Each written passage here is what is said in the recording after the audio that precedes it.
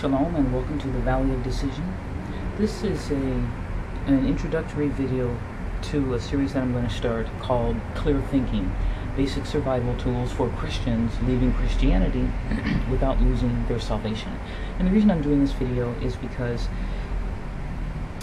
we are at a time period where things are really getting stressful and really tense for a lot of people.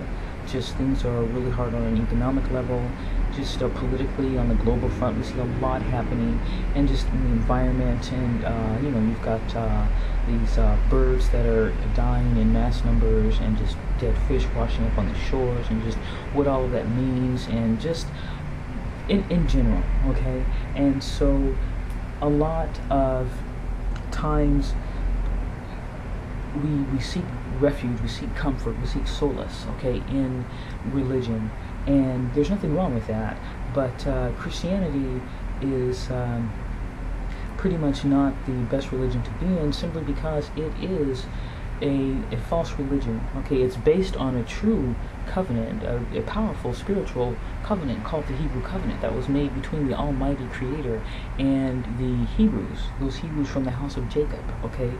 But those Hebrews, they fell away from the covenant, and as a result they lost their kingdoms, and my ancestors were scattered and ultimately taken into captivity.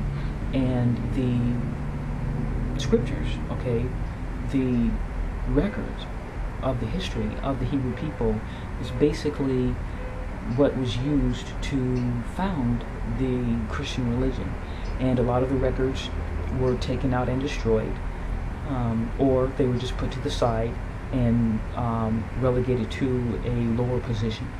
But they were able to use this to create a religion, and they infused it with paganism, with a lot of idolatry. And the religion, basically Christianity, was invented by the upper class, by the ruling society, to give them a platform which would allow them, one, to oppress their own masses, and two, get their masses on board with an agenda that pretty much entailed colonizing the known world, okay? And that's pretty much what history has proven that they've done that. And so now, of course, truths are starting to come out about the history of Christianity, and this has been doing for a while, okay? But one of the things that I've noticed is that a lot of Christians, be they Gentile or Hebrew, here in the United States at least, that when they they're in Christianity, they've been in mainstream Christianity for a lot of them for a lot of their lives, and they don't know this information. And so there is an element of, I don't know if you're going to call them atheists or what, sometimes I just call them little anti-Christians who don't like Christianity, and they're able to use these truths that I'm going to be talking about, or that you can find out on any other channel, and they use it in such a way, they present it to these, unsuspecting Christians, who are ignorant of the truth. They use it in a way that is derogatory, it's condescending, it's just vicious, okay? And when they don't have this truth, they don't know how to deal with it. And I've just seen them shipwrecked, emotionally just destroyed, having their testimony taken from them, and them making decisions to just abandon Christianity, which is a good thing, but they throw the baby out with the bathwater, meaning they make these decisions that, well, if Christianity is false, and that means that the Messiah must be false also. And that's what's wrong, okay? The Messiah was the crown of the Hebrew covenant. He was promised to come to fulfill the law, okay? And he did come, okay? His name was Yahushua, but because he's been given a paganized name, because he's been given a European icon that's been used as a front, well, and people have been accepting and been deceived by that for centuries now. We're looking at 2,000 years, if not longer, okay? And so if you don't have that knowledge, well, then when you're told, Christianity is false, and they give you this information which is true, well, then you can reach the wrong conclusion, okay, that the Messiah is false also. And that's where the problem comes in. And so this, like I said, I'm entitling this Clear Thinking, okay, Basic Survival Tools for Leaving Christianity Without Losing Your Salvation. And just a little bit about my background. I grew up in the church. Ever since I can remember, my family, we lived up the street from the church. The pastors, deacons, Sunday school teachers, the choir directors, I called them aunt, uncle. I saw them as members of my family. We would help clean the church on the weekends, help cut the lawn in the summertime. We'd go every Sunday in the morning for, Sunday school, come back in, the afternoon or early evening for, Sunday service, maybe during the week, Tuesday or Wednesday for a Bible study, maybe there would be a special tarrying service. But this was my background, and I stayed in that church till I was about 12 years old, and then my mom, she had quit going, and my brothers weren't going. Every once in a while she would go to Pentecostal church, but for the most part she quit going. And when I was 16, I joined another church. It was a Gentile church, and that didn't present a problem for me. They had a lot of youth activities, and I stayed with that church for a while. I did, I proselytized. It's a missionary service with them for a while. And when I came back, I quit going to that church. I just, had my fill of religion, and I went to school, just started studying, was involved in community activism, just started seeing the world, okay? And that was when I began to really just seek answers to some of the questions that I had, because things had seemed really, convenient, in the sense that it was just convenient that that the God and the patriarchs and the prophets and the apostles from the scriptures all looked like the people who were pretty much destroying the environment, who were oppressing the masses, who were slaughtering, people, and it was just convenient that it only worked for a certain segment of the population, and that was something that I could never quite just get my mind wrapped around. And I had always had a belief in a higher power. Always, I knew that my Heavenly Father was real, and I still know this. To this day, I know this. And as wild as I got, as out there as I got, I never lost that belief, okay? And I'm talking, I've always prayed over my food. That is something that I've always done. And there were times I went with a friend of mine to, she would go to an ashram where she was a follower of Guru Mai. I had another friend who was a Buddhist, and I, would go with her to her temple, and I, got some of their books and studied with them for a while, and they would chant, Nam Myoho Renge Kyo. I had friends that were Rastafarians. I had friends that were, into the environment. Through all of that, I always had, my belief in a higher power. But I was, at that stage where I thought that it was all okay because, he was, how they teach, God is everywhere, okay?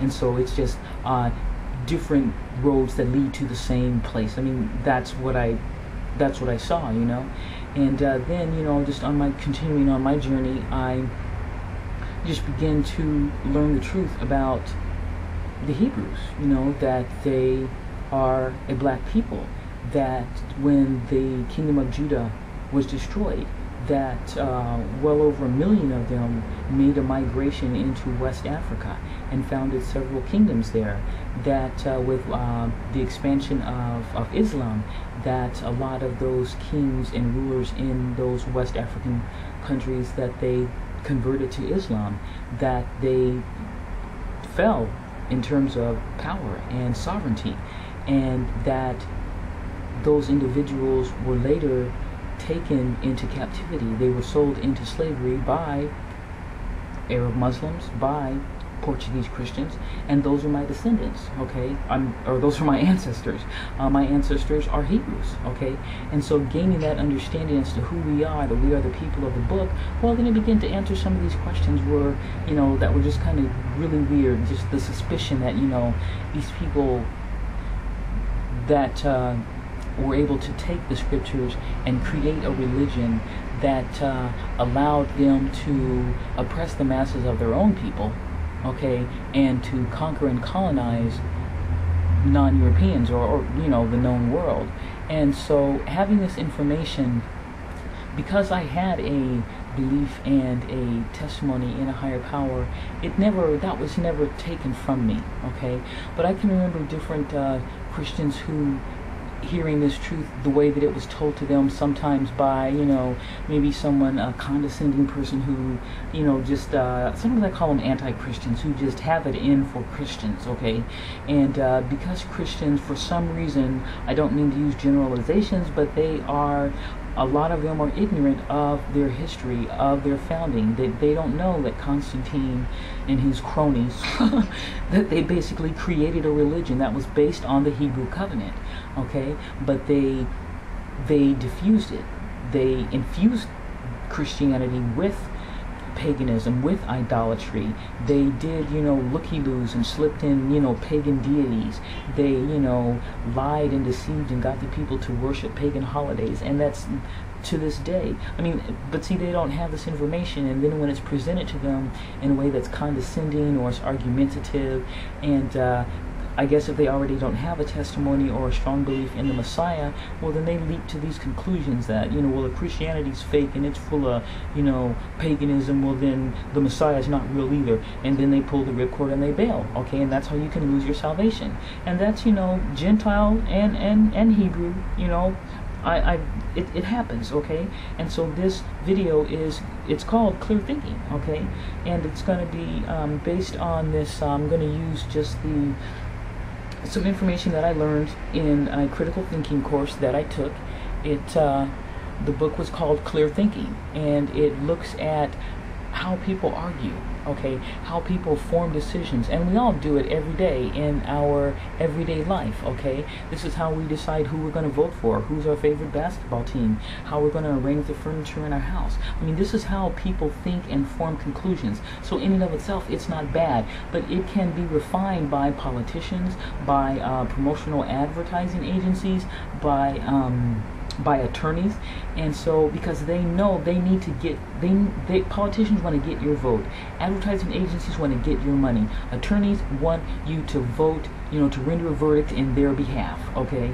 And so they've learned how to refine this. And so that, knowing that this is how people think, okay, how people form decisions, well, it's also done in terms of religion. When you get this information that someone presents to you, which is true, okay, when they tell you, well, Christianity was created, man, it's for the white man, it was created by the white man, for the white man, and they just, that Bible is white, and look what they did. When they tell you that information, well, the information that they're telling you is correct, but if you don't understand what's going on, if you don't have a solid grounding, well, then you can, again, how we think, reach these wrong conclusions and end up losing your salvation. And so we're going to talk about just the different ways that people argue, and we're going to base it on keeping our salvation but leaving Christianity. So we're going to look at some of the fallacies. We're going to look at the appeal to force, and that is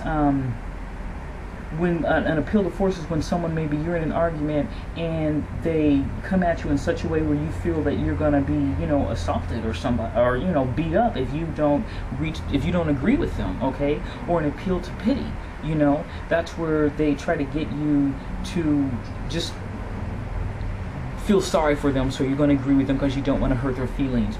Or an appeal to the people. That's where, where when someone says, well, everybody else is saying that, so how come I got to go to church, man, I ain't reading that Bible, ain't nobody else reading it.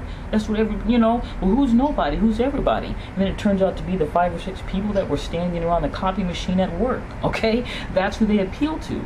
Or an appeal to vanity, or an argument against the person, or a red herring, that's where someone makes where they throw in something as like a distraction, or a straw man, where where they distort your argument, and then they attack the distorted argument, like, I mean, it's just, for example, where someone says to you, man, Jesus ain't real, and you say, well, yeah, you're right, Jesus ain't real, but the Messiah is. I'm gonna keep believing in the Messiah. What? And then all of a sudden they're saying, oh, so that you one of these Uncle Toms, huh? That's why we can't get ahead in the community, because it's always black folk like you that's helping them out. Well, see, they've distorted your argument and they've attacked the argument. You didn't say anything like that. You said, well, yeah, Jesus is white, but, the Messiah wasn't, and you're going to keep believing in the Messiah. I mean, just learning things like that can help you just stand your ground, to be sober, to be vigilant, and not lose your salvation, but leave Christianity, which is a good move to make. So that's really what this series is going to talk about, and I just wanted to, just do that introduction. But that's it. Okay, shalom.